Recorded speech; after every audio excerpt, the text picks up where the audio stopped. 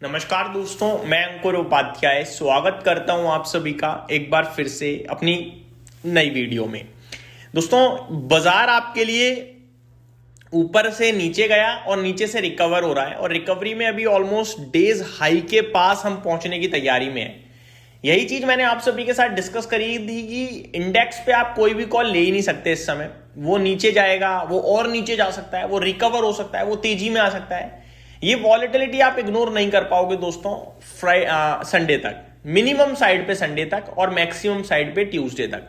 Tuesday के बाद बाजार स्टेबल हो जाएगा, आपको पता चलने लगेगा क्या चल रहा है, क्या चलेगा, किधर फोकस करना है। बाजार नीचे जाने की तैयारी में, ऊपर जाने की तैयारी में, पिक्चर क्लियर हो जाएगी मेरे हिसाब से। तो आप मिनिमम साइड पे ट्यूसडे तक कोई कॉल ना लें, वो ज्यादा बेटर है, क्योंकि वॉलेटिलिटी एट इट पीक पहुंच रही है धीरे धीरे। बजट आ रहा है दोस्तों, आज है थर्सडे, कल है फ्राइडे और फिर संडे को है बजट। इस वीकेंड पे आपके लिए 2 दिन की छुट्टी नहीं, एक ही दिन की छुट्टी है, केवल सैटरडे की। संडे बाजार खुलेगा और बाजार खुलेगा नहीं, भयंकर मूव देगा क्योंकि बजट है दोस्तों। बट ग्लोबल मार्केट्स क्योंकि बंद हैं, तो हो सकता है कि उतना फंड फ्लो ना देखने को मिले, जिसकी वजह से शायद उतनी बड़ी मूवमेंट ना आए। बट ओवरऑल सिचुएशन जो दिख रही है वो ये दिख रही है कि मार्केट कहीं ना कहीं वॉलेटाइल रहेगा और फुल फ्लेज एक्शन दिखेगा आपको। तो आप अभी कोई पोजीशन ना लें, वो ज्यादा बेटर रहेगा। स्पेशली ओवरनाइट पोजीशन तो कोई भी ना लें इंडेक्स लेवल पे स्पेशली, क्योंकि काफी बड़ी वॉलेटिलिटी दिख सकती है। स्टॉक्स पे आता हूं दोस्तों। हिंदुस्तान कॉपर 19% ऊपर हो गया है, 750 रुपए का भाव हो गया है दोस्तों। आपको याद होगा 250, 300, 350, 350 पे मैं आप सभी के साथ लगातार डिस्कस करता था। इस साल की शुरुआत में मैंने एक थीम दी थी कि copper can be the new gold. ये कॉपर से रिलेटेड स्टॉक आज 20% भागा है और अगर मैं आपको इसका चार्ट पैटर्न ओपन करके बताऊं तो ये अलग ही तेजी में चल रहा है भाई साहब। 2 दिन में इस स्टॉक में 521 से 750 का भाव आ गया है 2 दिन में, समझ रहे हो बात को।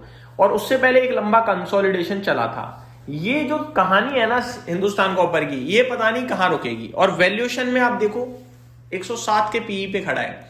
सिर्फ एक ही चिंता रही है इस स्टॉक में, वो है पीई रेशो। पहले 80 के पीई पे ट्रेड करता था तो चिंता थी, फिर घटकर जब ये 44 के पीई पे आएगा तो मैंने कहा था कि अब कहीं जाके वैल्यूएशन कंफर्ट जो नहीं रहता था वो मिल रहा है थोड़ा, अब आप निवेश कर सकते हो। आज 107 के पीई पे आ गया है। कॉपर के प्राइसेस आज 6% ऊपर गए हैं दोस्तों और हिंदुस्तान कॉपर आपके लिए 19% ऊपर खड़ा है। इंडियन मार्केट में थोड़ी अंडर परफॉर्मेंस चल रही है अभी कॉपर के प्राइसेस में, लेकिन कॉपर का प्राइस कॉमेक्स पे अगर आप देखोगे यानी ग्लोबल मार्केट्स में, तो लगातार रैली कर रहा है। 6% समथिंग वहां भी आज के सेशन में ऊपर है। वहीं दूसरी तरफ सवाल उठता है कि भैया क्या अभी लिया जा सकता है या फिर प्रॉफिट बुकिंग का मौका है। दोस्तों देखो, प्रॉफिट बुक करना और अभी लेना, ये दोनों एक पूरी डिफरेंट कहानी है। अगर आप पूछो अभी ले सकते हैं क्या, तो मेरे को दिखता है यार देखो बहुत बड़ी रैली बनी है, साइडवे हो सकता है और गिर भी सकता है। टेक्निकली 20 EMA से बहुत दूर हो गया है, पहली बात। दूसरी बात, इतनी तो बेस मेटल कॉपर में भी तेजी नहीं है जितनी इसमें तेजी आ गई है। तो मेरे हिसाब से तो ये सही समय नहीं है लेने का। ठीक है, वेट करेंगे, थोड़ा सेटल होने देंगे, फिर ले लेंगे। वहीं प्रॉफिट बुकिंग के लिए ऐसा है कि आप किस बेस पे बेचोगे। कॉपर तो और भागता दिख ही रहा है यहां से, इसके वैल्यूएशन लेकिन आपके फेवर में बिल्कुल भी नहीं है। तो बहुत मुश्किल कॉल है दोस्तों खरीद बेच की, और मैं गलत डिसीजन देके बिना बात के 30 मार खां बन के कोई गलत टिप्पणी नहीं करना चाहूंगा। इसलिए मेरा हिसाब ये है कि भैया अगर है तो मुझे लगता है आप अपने हिसाब से मैनेज कीजिए। थोड़ा बहुत पैसे की जरूरत है प्रॉफिट बुक कर सकते हो क्योंकि वैल्यूएशन डिस्कम्फर्ट है। अगर पैसे की जरूरत नहीं है तो फिर आप ये सोचिए यार कॉपर तो भाग ही रहा है, वैल्यूएशन डिस्कम्फर्ट है, लेकिन अभी बाइंग सेंटीमेंट बहुत पॉजिटिव है तो और ऊपर जा सकता है, छोड़ दीजिए। अब आगे बढ़े दोस्तों दूसरे स्टॉक की तरफ। तो एबीबी, यहां भी 9% की तेजी बनी है और इस तेजी के पीछे रीजन है दोस्तों, रीजन है इस कंपनी के लिए कुछ खबरें आई हैं। Global parent says there is a 49% growth in order in the Indian business throughout the period. ये एक खबर आई है जिसके बाद ये स्टॉक काफी तेज मूव करता हुआ दिखा है, 9% एबीबी। दोस्तों एबीबी वैसे भी बहुत दमदार कहानी है, हम सभी को पता है, और बढ़िया तेजी में दिख रहा है यहाँ पे स्टॉक आप सभी के लिए।